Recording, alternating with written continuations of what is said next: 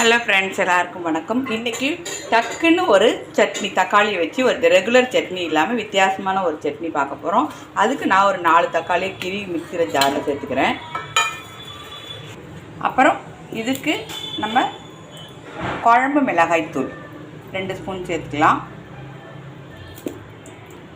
அப்புறம் இதுக்கு தேவையான அளவு உப்பு. இது டக்குன்னு செஞ்சிடலாம். நம்ம ரொம்ப சோம்பேறியாக இருக்குது என்ன செய்கிறதுன்னு யோசிக்கும் போது எதுவுமே வெங்காயம் உரிக்க வேண்டாம், பூண்டு உரிக்க வேண்டாம், டக்குன்னு எடுத்து ஒரு சோம்பேறித்தனத்தில் செய்யக்கூடிய சட்னி இது.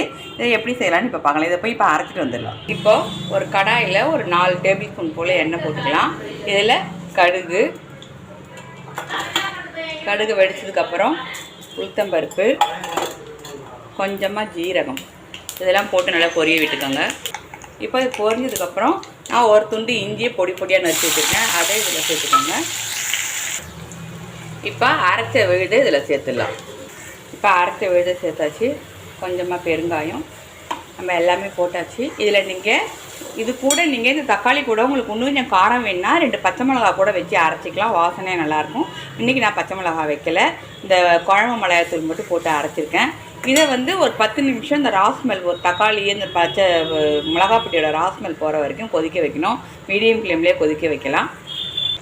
இப்போ இதை பார்த்தீங்கன்னா நான் ஒரு 5 மினிட்ஸ் தான் கொதிக்க வச்சுருக்கேன், அதுவே போதுமானதாக இருக்குது. 5 மினிட்ஸ் கொதிக்க வச்சுக்கோங்க. இப்போ இதுக்குள்ள கொத்தமல்லி போட்டு அடுப்பை ஆஃப் பண்ணிடலாம். இவ்வளோ தான் நம்மளோட திடீர் சட்னி. டக்குன்னு சட்னி பண்ணுறது வேலை மிச்சம் ரெடி ஆகிடுச்சு.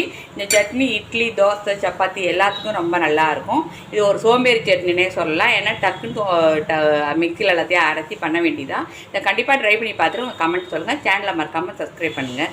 தேங்க்யூ.